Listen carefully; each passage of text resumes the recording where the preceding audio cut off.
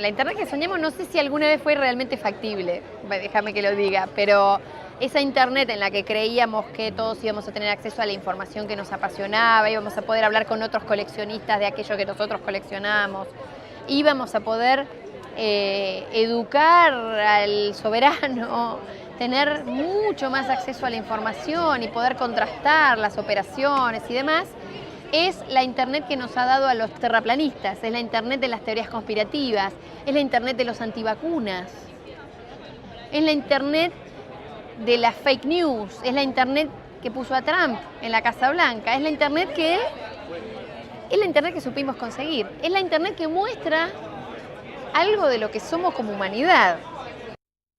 Consumimos información así y quizás uno de los problemas es lograr empezar a construir medios, sobre todo construir medios de comunicación que no exploten esas debilidades de que la información la compartimos y la consumimos de forma emocional. Del usuario de una plataforma, por ejemplo de Facebook, frente a cualquier cesión de datos que haga Facebook o cualquier venta de datos. Y esto, la redacción de este reglamento europeo, si bien la intención para mí es virtuosa, la redacción es muy difícil de garantizar, porque en realidad el modelo de Facebook es vender tus datos. O sea, Facebook, vos no sos el cliente de Facebook, vos sos el producto de Facebook. Facebook le vende el almacenamiento de productos como vos a Coca-Cola, a Ford, al gobierno de la Ciudad de Buenos Aires, a quien sea. Y creo que de todas maneras lo que se creó en los Estados Unidos en los últimos 20, 30 años ha sido un partido conservador y un movimiento conservador bastante inmune a cuestiones asociadas a la ciencia y a la búsqueda de la verdad. La idea de que tal vez la verdad no existe, sino que tiene más que ver con qué es bueno para nuestro bando y qué no es bueno para nuestro bando y qué es bueno para el bando opuesto.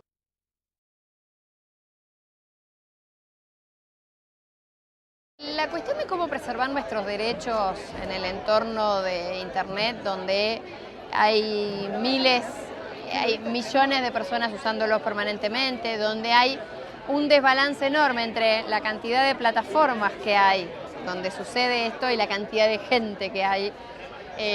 Vemos tasas de concentración de los medios como nunca antes vimos en la historia de la humanidad. Nunca vimos estas tasas de concentración de quien administra, quien maneja semejantes niveles de información tan profundos de las personas. O sea, hay una doble vía. Conocen muchísimo sobre cada uno de nosotros y son muy poquitos los actores de este juego de la nueva economía de Internet. La primera cuestión, el uso de los datos de las personas, el acceso a esos datos, la administración de esos datos y demás, es el modelo de negocio de la Internet. Así es como se ha diseñado en los últimos tiempos el negocio de la Internet. Esto podría haber sido de otra forma y no lo fue. Cuando uno piensa, cuando a principios de los 90, que es cuando se empezaron a pensar estas cuestiones, te ofrecían una cuenta de correo gratuita y había en el mercado todavía una posibilidad de tener una cuenta de correo paga, pero que resguardara tu privacidad, en esa jungla del mercado ganó la versión gratuita del asunto. Y así fue como se impuso a fuerza de mercado, a fuerza de que lo gratuito siempre tuvo un peso mucho más fuerte en convocar a los usuarios masivos, así como se impone esta idea de el servicio que te voy a dar es gratuito.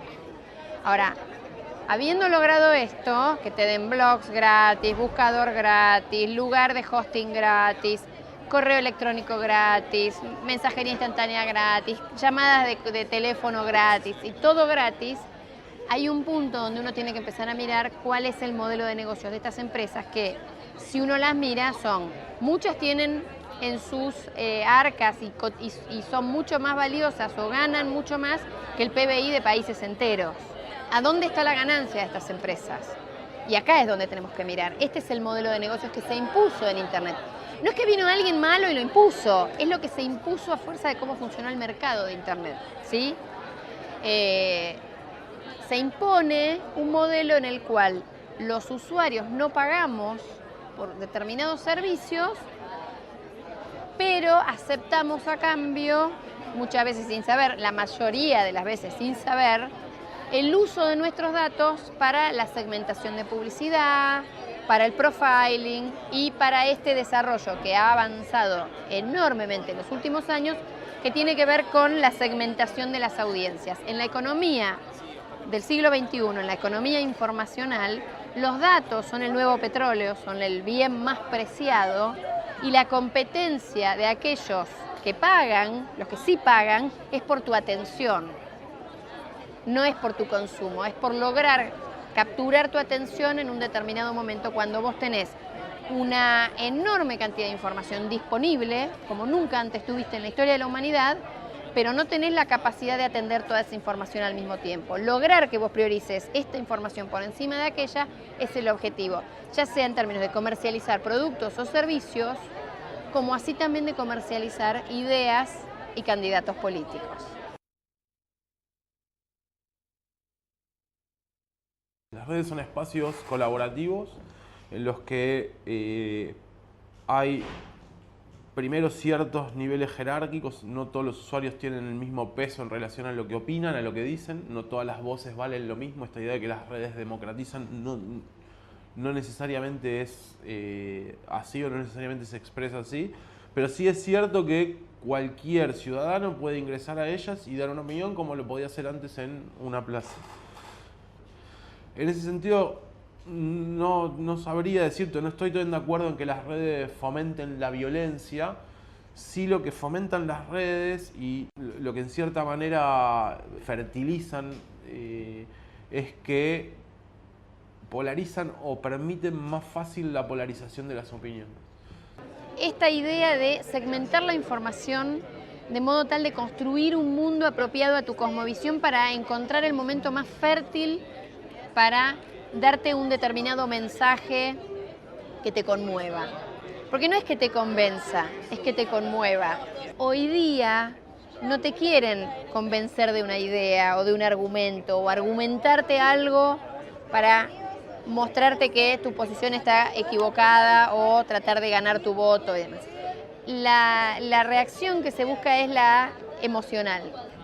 Ahora, lo que vemos hoy es que las redes sociales nos muestran un mundo que es ese mundo, es ese microclima tuyo, basado en tus likes, basado en tus compras, basado en tus gustos, basados en la gente que seguís, basado en la gente que te sigue, basado en las cosas que vos priorizás para la lectura y demás.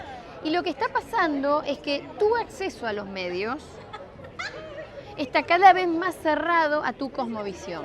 Con los filtros burbuja, como lo llama Eli Pariser, no nos enteramos que existe ese otro que piensa radicalmente distinto. Y cuando nos enteramos, en general, como viene mediado por aquellos que piensan como yo, muchas veces, y en el discurso político esto se ve mucho, pero no solo en el discurso político, viene sesgado por la burla. Mi diálogo con el otro sector está mediado por el meme, está mediado por la burla, está mediado por una subestimación fuerte en el discurso público de mi burbuja frente al otro sector. Y el otro sector te aseguro que le pasa lo mismo, donde se llevan a extremo las posiciones. Yo estoy segura que va a haber gente con la que yo puedo hablar, que piensa distinto que yo. No tengo ninguna duda. Pero no estamos perdiendo el hábito de discutir con aquel que piensa radicalmente distinto de lo que yo pienso.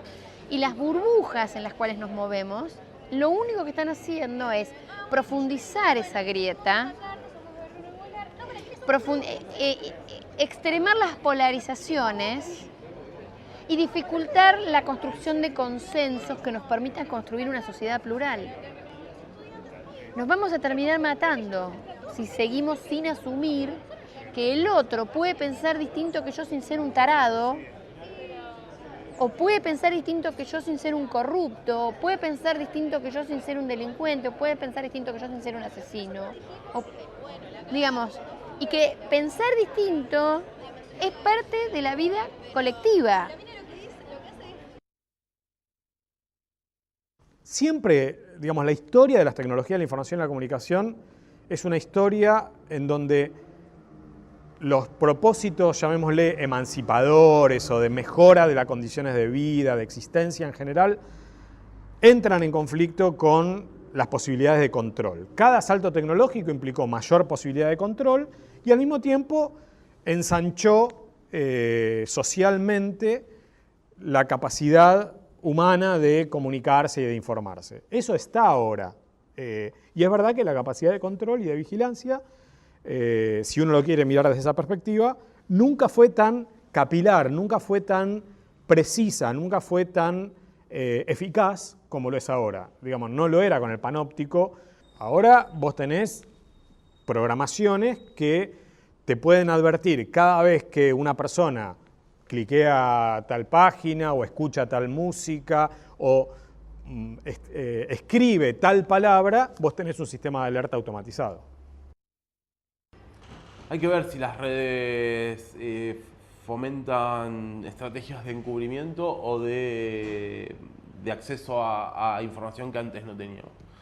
Creo que hay que poner las redes en su lugar. Son herramientas que facilitan y simplifican el acceso a información de una forma muy importante en términos de volumen, de velocidad, de poder estar en distintos lugares del mundo al mismo tiempo.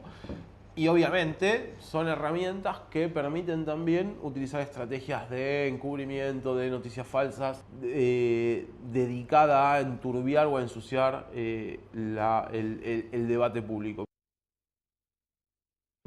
Los datos ahí lo que te pueden decir es los volúmenes de conversación que hay, sobre qué se está hablando en líneas generales.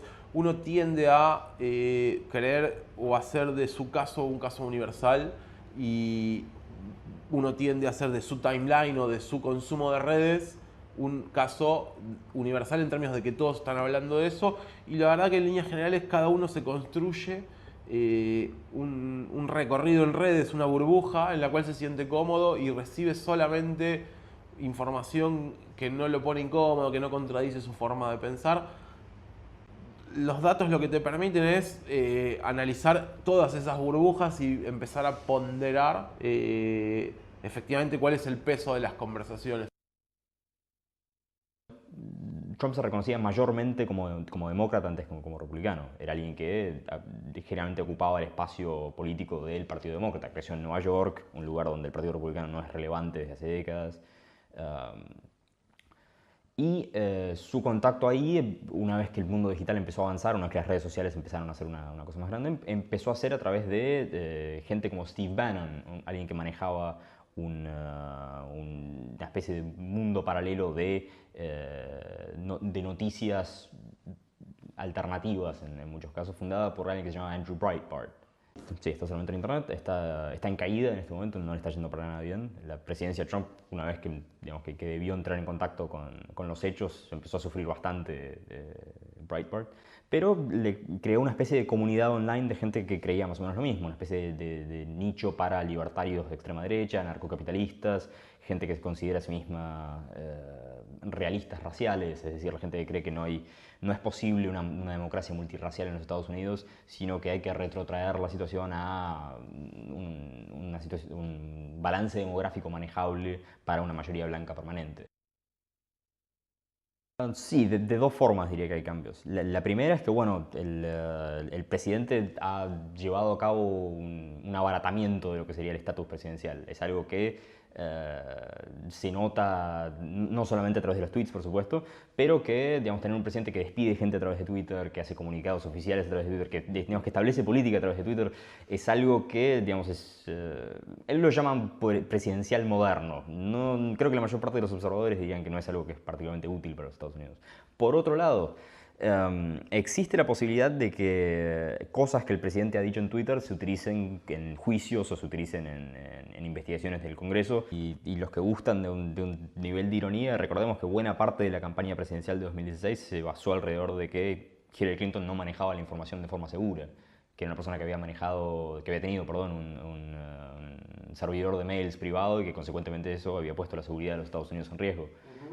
Desde entonces hay mucha gente en la Casa Blanca que tiene un servidor privado, hay mucha gente que maneja documentos de forma irresponsable y permite, por ejemplo, que fotógrafos de la Casa Blanca logren ver documentos que están siendo sostenidos en la mano. Hay cuestiones, por supuesto, de Jared Kushner, de un montón de gente en la Casa Blanca que está que tiene una posibilidad de que sean extorsionados por agentes externos o que estén trabajando para agentes externos, como Mike Flynn, que ya confesó haberlo hecho. El tema es que esos perfiles mucho más ricos en cuanto a la información que dan, porque más allá de ser polémicos en lo que dicen, demuestran o simulan que son ellos mismos los que están tuiteando. Entonces, lo primero que hacen es romper una barrera. No hay nadie en el medio, es el ciudadano con el político. Pasa lo mismo con el perfil de Trump, por ejemplo. Segundo, son perfiles que se paran sobre esta polarización que hablábamos antes. Entonces, a la hora de pararse y no tener necesidad de hacer equilibrio, lo que vos construís es amor y odio. De nuevo, son emociones, y al construir rechazo o aprobación, construís atención. El problema que tenemos hoy es que es difícil prestar atención a todo lo que circula. Entonces, en líneas generales, a lo que se presta atención es a lo que nos genera miedo, odio, ira, amor, nos hace reír. Entonces, si vos conseguís perfiles que te generan rechazo, odio o te generan amor, vas a conseguir perfiles que van a tener muchas más interacciones, porque los que te rechazan o te odian te van a insultar, te van a comentar, y los que te quieren, te acompañan, son tus fans, te van a compartir, te van a defender. Esos perfiles funcionan porque entran en esa lógica, y en el sentido puro y específico de cómo funcionan las redes sociales son perfiles mucho más ricos. Los perfiles que intentan un equilibrio constante, que están todo el tiempo hablando desde una lógica o institucional o equilibrada, tienden a ser más ignorados porque no generan esas emociones. Y las redes, en líneas generales y volviendo casi al principio, son espacios en los cuales la identificación es bastante emocional en relación a los contenidos. Por ejemplo, en la lógica de lectura de la información, lo que se lee en redes es el título de la nota que estás compartiendo. La cantidad de clics que hay para entrar a la nota y leer lo que efectivamente hay dentro de la nota son muy bajos. Entonces, en líneas generales, los perfiles que logran construir identidades polarizadas funcionan mucho mejor. Tienen el problema de que fomentan cada vez más esa polarización, entonces es un círculo vicioso. Funciona la polarización, entonces yo como dirigente político me paro en esa polarización para tener mayor alcance, pero al tener mayor alcance lo que estoy haciendo es retroalimentando a los ciudadanos, que son los usuarios que me siguen, a polarizarse cada vez más, y para mí eso es un problema. No aporta al debate generar perfiles tan polarizados, aunque funcionan en términos de redes sociales. Sí hay estrategias de manipulación en las redes sociales. El nivel de efectividad que esas estrategias tienen es muy variado y va dependiendo de una serie de momentos, de humores sociales, de momentos económicos, políticos, culturales, de rencores, de grupos desplazados, de historias, en la que no se puede decir las fake news definen una elección.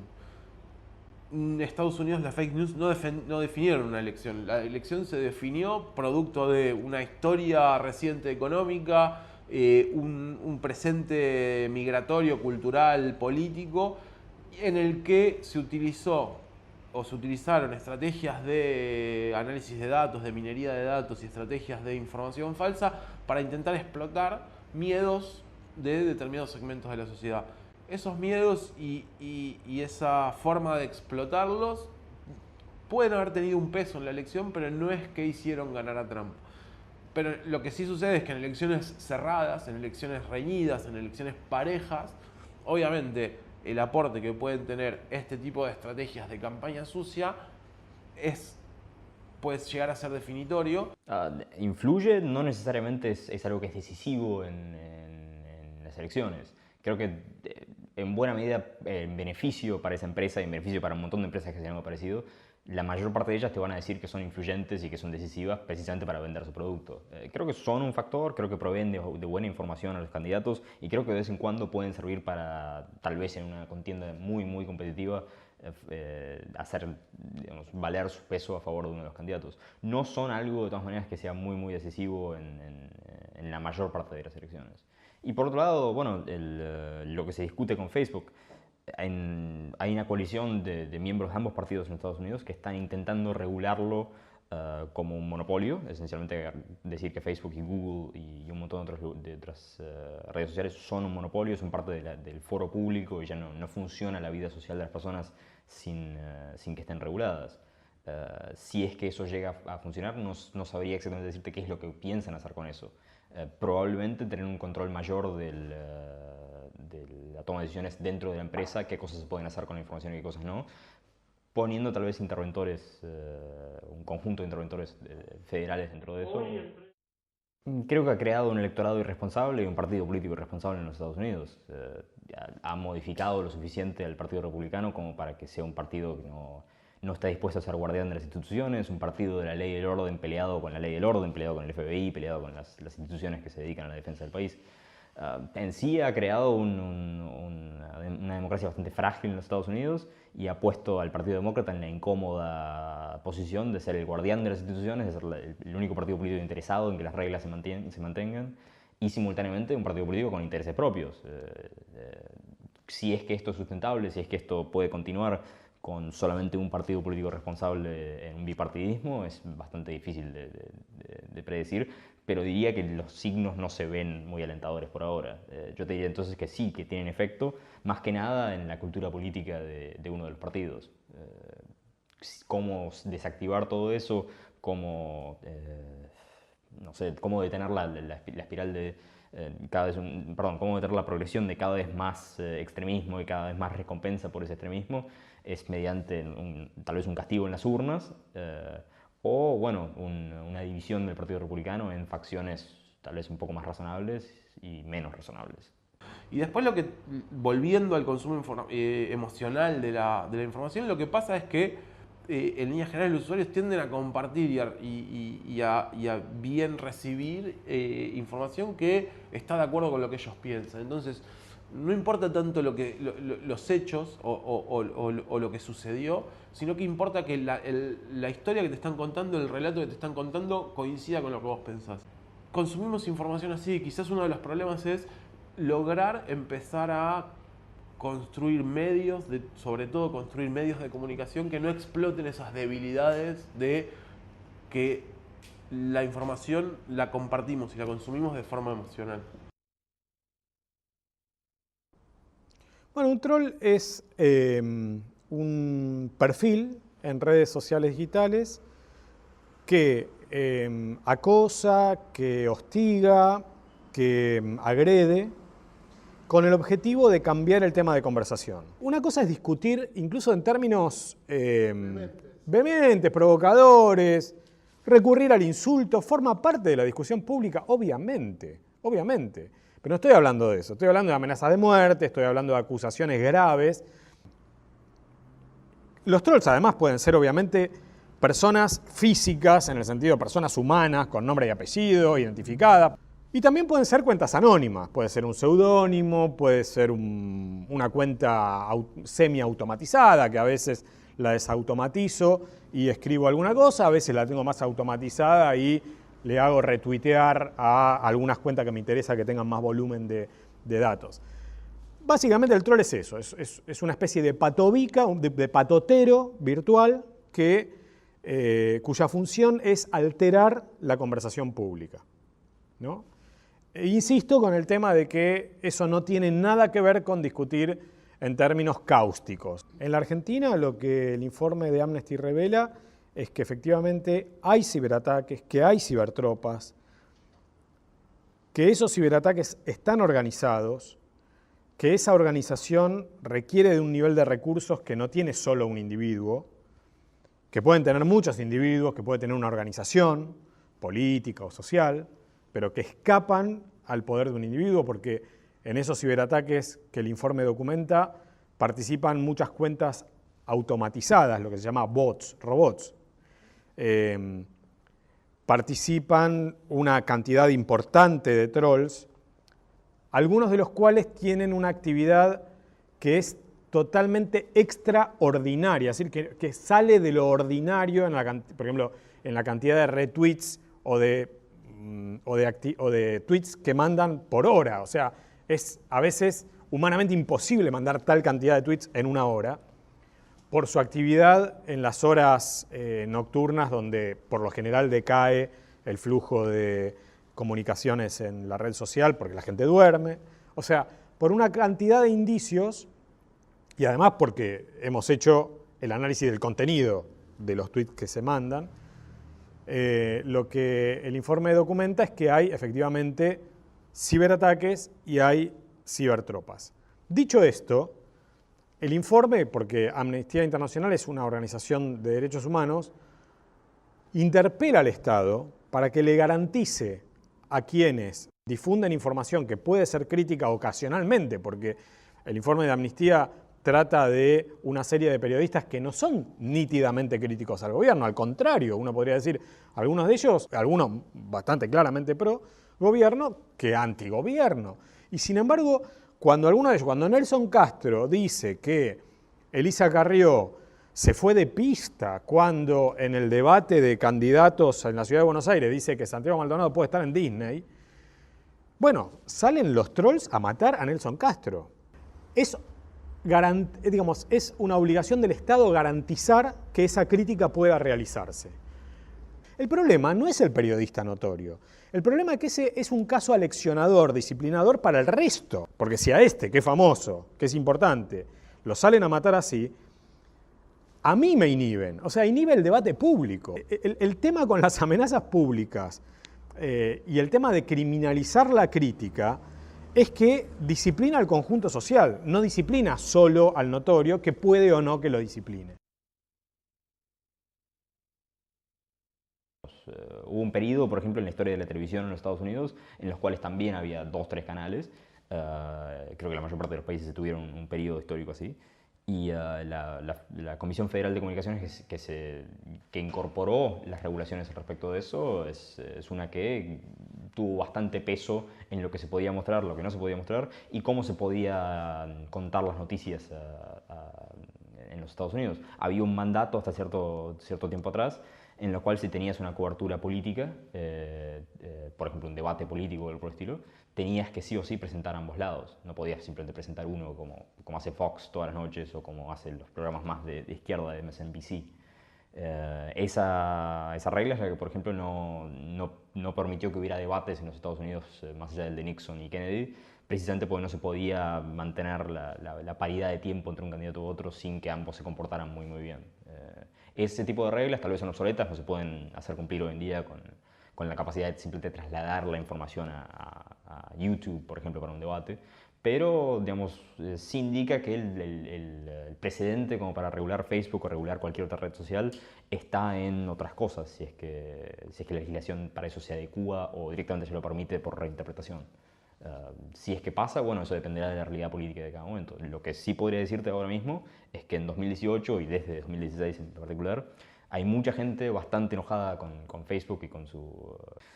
por cuestiones de privacidad, por cuestiones de falta de transparencia y porque en términos efectivos en muchos casos son un monopolio y han sido bastante agresivos con el Congreso en muchos casos, cosa que por ejemplo Google no ha hecho. Google ha sido mucho más inteligente en sus intentos para lidiar con la regulación para mantenerla al mínimo.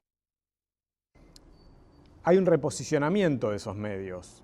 Si hace 30 años o 25 años los medios tradicionales aspiraban a cubrir una amplia gama de posiciones políticas e ideológicas, lo que llamábamos la prensa generalista, cuantos más puntos de vista incorporaran, cuanta mayor apariencia de equilibrio entre las fuentes que consultaban para dar a conocer una noticia, se suponía que esa prensa tenía mayor calidad. Un periodista era valorado en la medida en que podía consultar distintas fuentes y elaborar una síntesis y entregársela al público, decir, mire, no sé, los radicales piensan esta cosa, los peronistas piensan esta otra, por sectores más de izquierda dicen esto, los de derecha dicen lo otro, los sindicalistas, los empresarios, en fin, componían, digamos, un paisaje en donde había voces diversas y el mérito y la competencia de ese periodista o de ese medio, digamos, consistía en poder elaborar síntesis a partir de eso.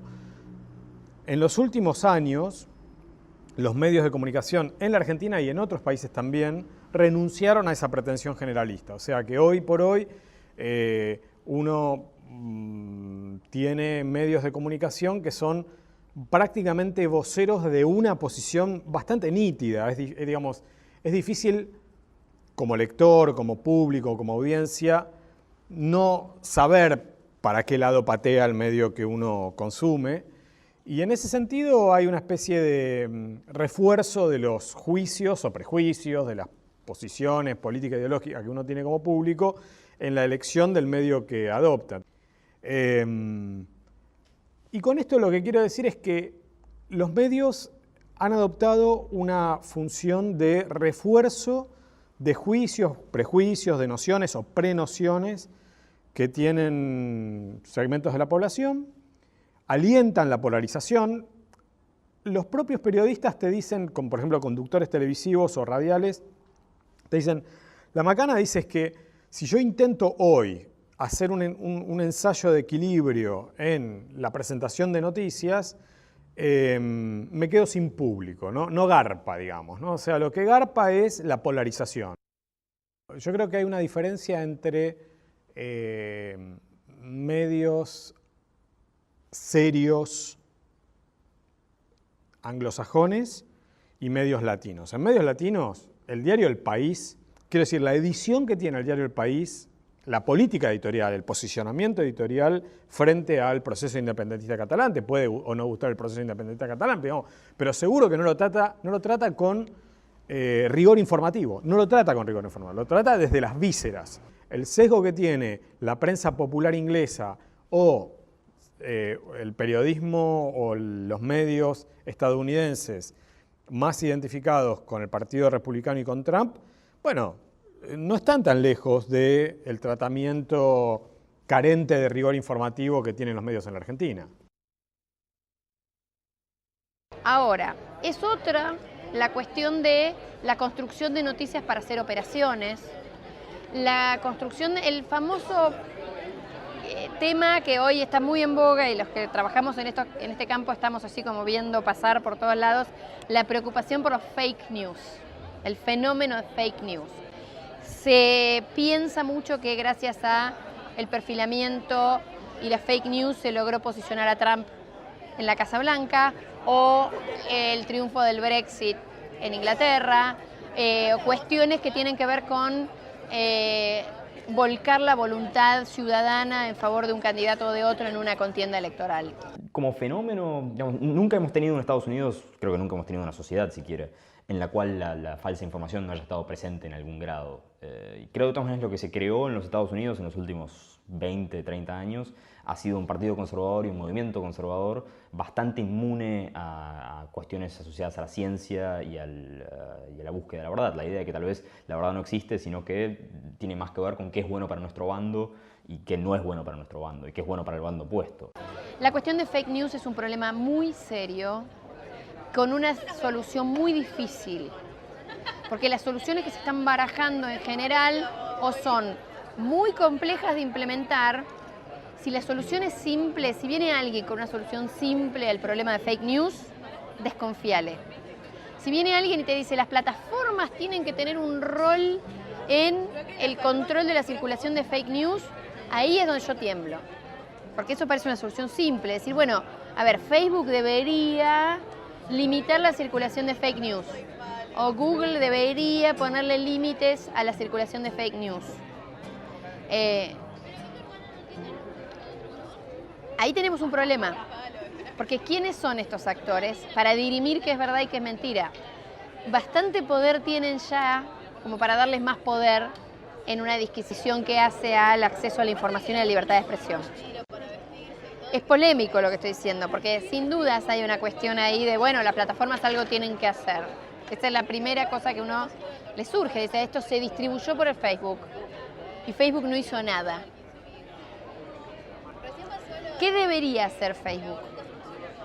¿Programar un bot que identifique? ¿Priorizar fuentes más válidas que otras? ¿En base a qué vas a priorizar fuentes más válidas que otras? Vos dijiste antes las operaciones sobre Maldonado que se hicieron en La Nación y en Clarín sobre todo, como actor muy de peso a la hora de publicar operaciones. Sabemos un montón de operaciones que con el correr del tiempo e incluso procesos judiciales mediante se prueban falsas. Sin embargo, cuando uno va a mirar los criterios que podría una plataforma tener en cuenta a la hora de priorizar una información y no otra, ¿qué van a priorizar? Relevancia del medio, tirada del medio, reconocimiento del medio, perfil del medio, ¿en base a qué, por ejemplo, van a priorizar en un resultado de una búsqueda de una información entre Radio Mitre o FM La Tribu? O cualquier FM comunitaria de cualquier lugar del país. Si vas a mirar las métricas de audiencia, de trayectoria, de perfil de los periodistas y todo, si te pones en eso vas a fortalecer a los medios hegemónicos. Cuando los medios comunitarios, los medios alternativos, los medios que no tienen los mismos recursos, que no reciben la misma pauta oficial, que no reciben la misma pauta privada, que muchas veces se sostienen a fuerza del propio voluntarismo de quienes lo hacen, ¿cómo compite frente a los criterios de qué es verdad y qué es mentira un medio? Si vos le das a la plataforma la potestad de priorizar qué medio puede estar distribuyendo fake news y qué medio no. Digo, para ponerlo en términos de, yo no sé cuál es la solución, pero yo no quiero que sea Facebook el que diga este medio sí o este medio no. En sí, la iniciativa total, desde el punto de vista de pequeños grupos online como desde el Partido Republicano, miembros importantes del Partido Republicano, llevan que 22 o 23 años intentando una y otra vez conseguir que Clinton caiga como parte de una denuncia o como parte de una teoría conspirativa. La más famosa, por supuesto, es la de la pizzería esta, que supuestamente tenía un círculo de gente que se dedicaba al tráfico de niños y la pedofilia, lo cual es auspiciado por el jefe de campaña de Clinton, John Podesta, y Clinton misma. ¿Cómo es que llegan ese tipo de cosas a los medios y cómo es que lo levanta gente importante como el hijo de Donald Trump o otras personas? Es precisamente que el movimiento conservador y los votantes conservadores se han creado un pequeño universo de medios en el cual no tienen contacto con los medios tradicionales o con los medios de la centroizquierda o con los medios de la izquierda, y que consecuentemente pueden simplemente tener una cámara de resonancia en la cual este tipo de cosas circulan y se crean nuevas y todo lo demás. El financiamiento de Trump en buena medida fue a través de cosas que no consistían de dinero. Es una persona que ha aprovechado la prensa gratis, la prensa gratuita, a través de sus propias características como candidato y como persona, para hacer lo más controversial posible y producir esa cosa que se llama como el atractivo de la repulsión, la idea de que alguien es tan repulsivo que no puedes dejar de prestarle atención por esa capacidad repulsiva. Es algo que aprovechó, es algo que la mayor parte de los medios han sido como bastante responsables en dejar pasar por el objetivo de conseguir atención. Y Trump eventualmente logró dominar la conversación dentro del Partido Republicano y luego dominar la conversación en buena parte de la campaña de la elección general. Su uso de redes sociales creo que también le permitió un altavoz que tal vez no hubiese tenido en otro periodo tecnológico. Un dato importante, desde que asumió Mauricio Macri en Argentina, la pauta oficial mayoritaria, cuando uno mira el reparto de la pauta oficial, ha ido a Facebook y a Google, antes que a cualquier otro medio de comunicación, que ya además tenés un desequilibrio fuerte de pauta oficial hacia medios hegemónicos frente a medios alternativos o medios del interior o medios de menor tirada. Hay un buen estudio acerca de lo bueno que ha sido Facebook y Twitter para la comunidad negra, por ejemplo. Gente que solía tener menor acceso a los medios y que ha logrado, llevar su mensaje mucho más allá de lo que similares movimientos en décadas pasadas podrían haber hecho. El costo, por supuesto, es que tenés bastantes movimientos antisistema y contrarios a los ideales de la democracia republicana que también han logrado conseguir un peso mucho mayor. Supongo que en buena medida eso tiene que ver con el componente demográfico de esos grupos, que tienden a ser más jóvenes, que tienden a tener mucho más, no ser tan digitalmente analfabetos como otros grupos de mayor edad y tener bastante tiempo libre en términos de muchos de ellos tienen bastante dinero, pueden proveerse de todo el equipo que precisan para tener una vida online activa y tener bastante tiempo libre al mismo tiempo. A ver, en principio ubicar cronológicamente. Primavera árabe, otro mundo. O sea, 2010, 2011, pleno surgimiento de los medios sociales, de las redes sociales, y un momento en el que la reflexión alrededor de las redes sociales tenía que ver con la potencia que traían, lo democrático que traían. En ese momento no se hablaba de manipulación, no se hablaba de fake news, no se hablaba de nada. Las redes sociales venían a democratizar las sociedades. Pasa la primavera árabe y pasan todos los movimientos alrededor y todos los análisis alrededor de lo que fue la primavera árabe, que en cierta medida confirmaban esas ideas de un viento democratizador de las sociedades a través de las redes sociales. De ahí llegamos al momento en el que estamos hoy, en el que las redes sociales empiezan a ser más discutidas alrededor de estrategias de manipulación que de estrategias democratizadoras. Esos son extremos y la verdad es que no dan cuenta de lo que son las redes sociales en términos de conectividad humana, de diálogo y conversación humana. Hoy las redes sociales son estrategias, tienen dentro o forman parte de estrategias de manipulación, pero a la vez forman parte de esto que vos decías, de la lucha porque la policía no maltrate a ciudadanos en Estados Unidos, y también forman parte, por ejemplo, del Ni Una Menos y de la lucha de las mujeres por igualdad y por no ser parte de un sistema violento, visibilidad. Exacto. Exactamente. Entonces, me parece, y por ejemplo, en el caso de Ni Una Menos, entiendo que ese movimiento, y esto ya es un análisis muy personal, no hubiera sido casi posible sin redes sociales. Porque las redes sociales tienen una particularidad, que es que conectan universos que antes eran aislados o destinados a lo privado. Entonces, era muy complejo un movimiento de mujeres como el que se genera sin la posibilidad de conectar solidaridades, sin la posibilidad de conectar historias, sin la posibilidad de conectar, che, a mí me pasó esto. De hecho, en Estados Unidos lo que reúne a eso es el Me Too, el yo también. Esta idea del yo también antes se daba en la fábrica, se daba en lugares en donde había interacción de trabajadores, en donde había, pero en términos de movimientos mucho más fragmentados, la posibilidad de compartir experiencias en redes sociales, la posibilidad de compartir, me pasó esto, y que venga alguien y diga yo también, y conectar esas solidaridades, y es de lo más rico que tienen para ofrecer hoy las redes, que es decir, bueno, hay un montón de solidaridades que pueden dialogar y que pueden conectarse entre sí. En líneas generales, las redes dan esa posibilidad, y dan la posibilidad de difundir discursos de odio, y dan la posibilidad de hacer publicidad a las marcas, y dan posibilidad de hacer publicidad política, y dan posibilidad a los representantes y a quienes quieren participar y ser dirigentes políticos, representantes políticos, de participar en esos espacios.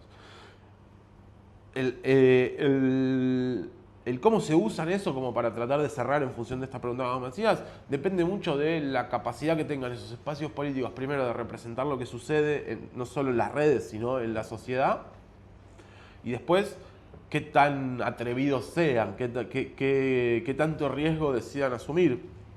Cuanto menos riesgo asuman, sus redes van a ser más aburridas, porque las redes sociales son espacios, de nuevo, en los cuales el contenido que vos tirás no lo controlás. Una vez que lo subiste ya no es más tuyo, o sea, se empieza a esparcir, se empieza a viralizar si funciona, y una vez que eso pasa, lo agarra otro usuario, lo resignifica, lo pinta, lo dibuja, lo convierte en meme, lo comparte, lo pasa, de Twitter lo manda a WhatsApp, y de WhatsApp termina en Facebook, con lo cual lo que sí surge muchas veces son estrategias conservadoras alrededor del uso de redes sociales, sobre todo por los espacios políticos, por el miedo a cómo puede eso irse de las manos. E incluso hasta Facebook podría ser también un poco. Son redes donde el debate político está más presente, y de hecho en Twitter está muy presente el debate político. Twitter me parece que es la red donde más se discute sobre política, sobre religión, sobre campañas vinculadas con los derechos de las mujeres. Digo, hay un montón de debate ahí. No, yo me he negado mucho a atribuir movimientos a Twitter, porque yo estoy segura que muchas de las feministas que cobraron visibilidad en Twitter son feministas que vienen laburando hace décadas. Y el discurso que sostiene esa lucha no está construido en Twitter, está expuesto en Twitter, y puede que a través de Twitter llegue a algunos determinados sectores o gane alguna audiencia más, pero no nace en Twitter. Eso nació en la calle, nació en las organizaciones de mujeres. Si vos no tenés el trabajo previo, no hay Twitter que te rescate, digamos. Si vos no tenés una idea construida previamente, no tenés Twitter que te rescate. Twitter no construye eso, eso está construido de antes. El manejo de estos datos hoy es el manejo de la posibilidad de crecimiento económico de una empresa o de un conjunto de empresas, y también es uno de los ejes del desafío de la regulación en comunicaciones y de protección de los derechos ciudadanos en los años que vienen. Tema en el que, desde mi punto de vista, los estados vienen llegando tarde. O sea, los estados ciertamente han hecho, yo diría, poco, y lo que han hecho lo han hecho no en un sentido de proteger o de preocuparse por los derechos ciudadanos, sino a la inversa. O sea, los estados que se metieron bien en este asunto, como lo revela el caso de Edward Snowden, se metieron para vigilar más todavía de lo que te vigila Google o Facebook. Los estados vienen llegando muy tarde a esto, vienen llegando tarde en términos de concientización a la población de cuáles son sus derechos, tanto sus derechos ciudadanos, sus derechos individuales y sus derechos como consumidor también. Viene llegando tarde a la hora de actualizar, que es necesario, regulaciones pensadas a principios del siglo XX o a fines del XIX a un escenario que no tiene nada que ver con aquello. En Europa, este año 2018 entra en vigencia, que promete además ser toda una novedad, una nueva disposición sobre datos personales, que exige, por ejemplo, lo que llaman, y esto se presta siempre a ironía, consentimiento informado del usuario de una plataforma, por ejemplo de Facebook, frente a cualquier cesión de datos que haga Facebook o cualquier venta de datos. Y esto, la redacción de este reglamento europeo, si bien la intención para mí es virtuosa, la redacción es muy difícil de garantizar, porque en realidad el modelo de Facebook es vender tus datos. O sea, Facebook, vos no sos el cliente de Facebook, vos sos el producto de Facebook. Facebook le vende el almacenamiento de productos como vos a Coca-Cola, Ford, al gobierno de la Ciudad de Buenos Aires, a quien sea. Por lo tanto, ahí hay un tema que los europeos verán cómo resolver, pero Europa avanza en ese camino. También avanza Europa, por otro lado, complementariamente, con otra arista, que es la arista de la anticompetencia. O sea, estas empresas son básicamente anticompetitivas y asfixian la competencia porque ejercen un poder dominante.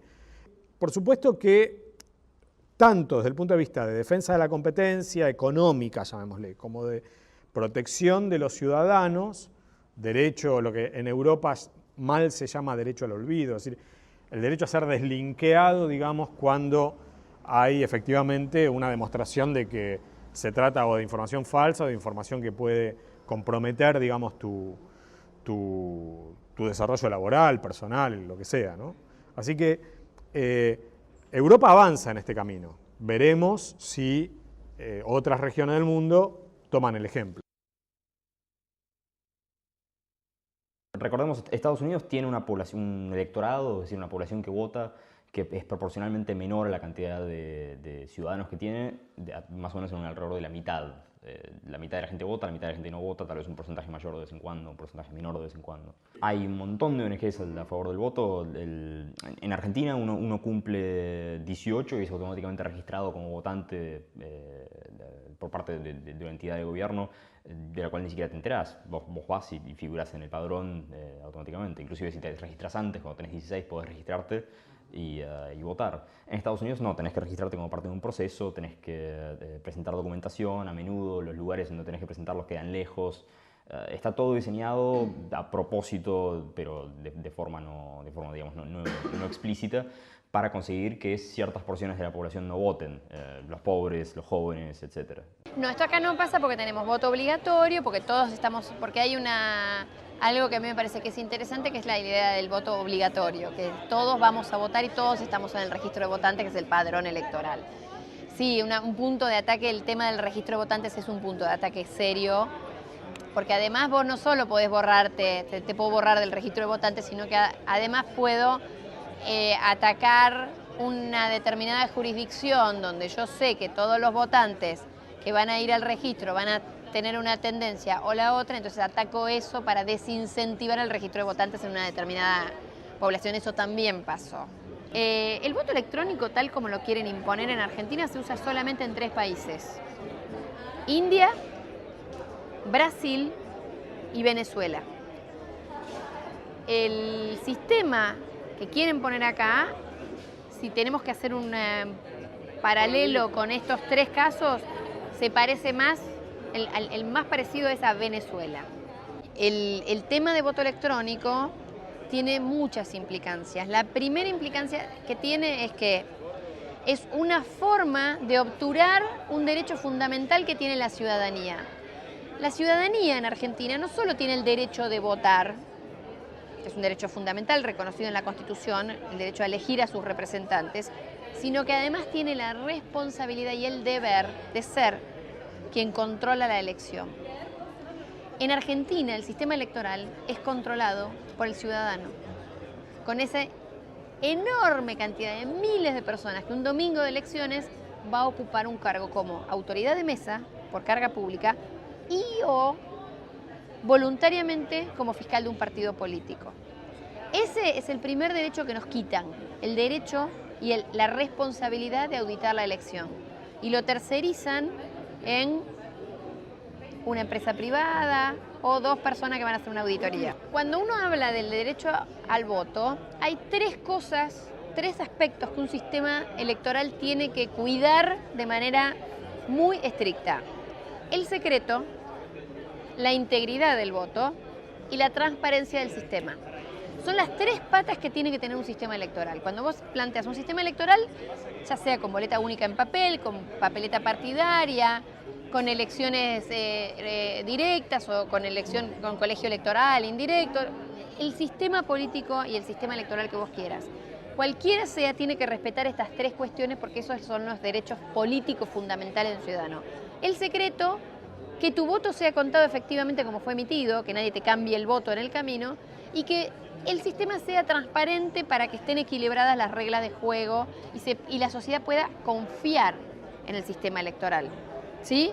Esas 3 patas, hoy día no existe en el mundo un sistema de voto electrónico que permita cuidar de las 3 patas al mismo tiempo, que es lo que tiene que hacer el sistema electoral.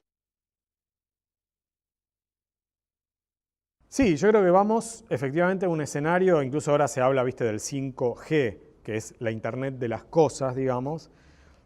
Vamos a un escenario en donde la conectividad va a ser, sobre todo en las ciudades al principio, va a ser permanente, o sea, va a ser ubicua. Es decir, hoy en países periféricos, con la fractura social y económica que tienen países como la Argentina, parece utópico porque uno lo que busca es que haya más gente conectada, de ahí el tema de la brecha digital. Pero dentro de poco tiempo lo que vamos a tener es la lucha por desconectarse, por ser desertores de la red, no por ser incluidos en la red. O sea, hoy un pensamiento progresista dice, no, tenemos que incluir en la conectividad. Bueno, guarda, porque no todo es bueno estando conectado. Por supuesto, en nuestro segmento socioeconómico hay mucha gente que sí está conectada, pero digamos, hay sectores que todavía no lo están. En ese escenario, para mí la gran discusión es cuáles son nuestros derechos. O sea, que es un poco la pregunta universal, la pregunta de la historia de la humanidad. O sea, ¿cuáles son nuestros derechos en este contexto? ¿Cómo los tenemos que actualizar? ¿No? Porque si yo tengo derecho a la privacidad, si tengo derecho a opinar y a buscar información, si tengo derecho a la libertad de expresión y a la libertad de la crítica, si todos estos, por supuesto a la competencia económica, a ser tratado como consumidor y que no se abuse de esa relación de poder que tiene. No, si todos estos derechos siguen vigentes, y obviamente la disputa es porque sigan vigentes y porque se cumplan, que en la Argentina en general no se han cumplido, entonces hay que revisar cómo se hace esto en el universo digital. Y eso es algo que me parece nos desafía, nos interpela y hasta ahora estamos bastante atrasados.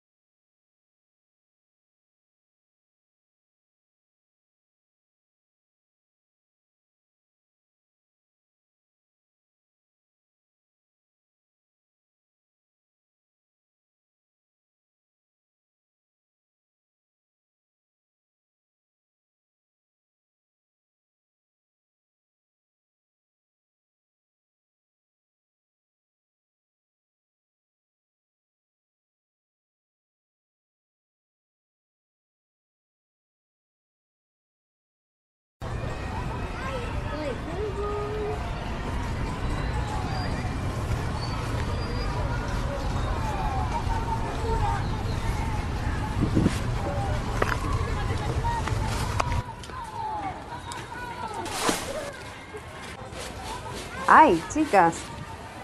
Salimos hechas un desastre. ¡Ey! Hola.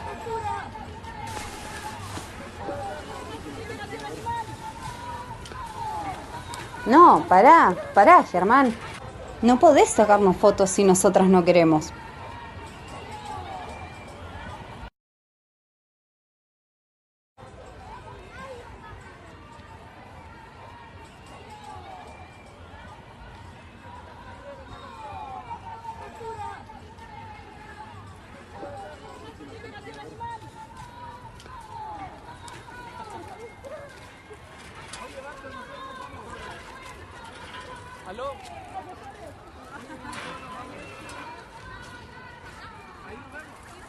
Che, ¿y aquel que tiene una pinta de gel tiene?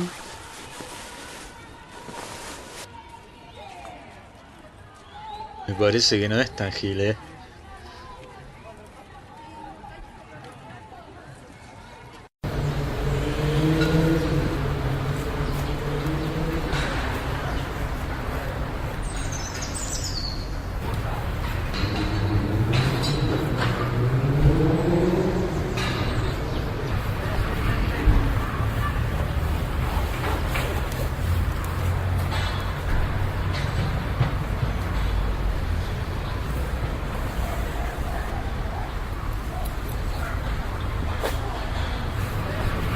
Sos hermosa.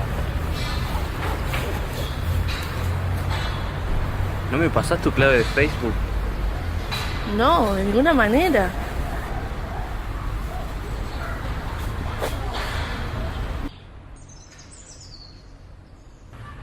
Vi la publicación de la fiesta este finde y ya están las entradas. Qué copado, hay que avisarle a los pibes. Yo me encargo de conseguirlas. Anticipadas, ¿no? Sí, no creo que esté muy cara. Después arreglamos, seguro que nos juntamos en casa y ahí arrancamos. Voy a encontrarme con el chico que te conté.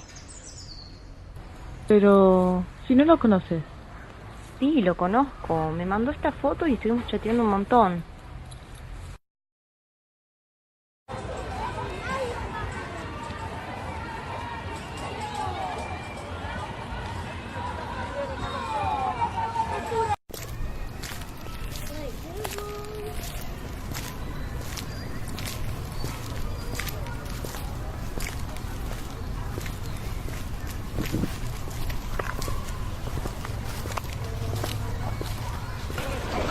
Mirá, los chicos de tercero me pasaron el video de la pelea. No, mirá, le están pegando entre 5 y nadie hace nada encima.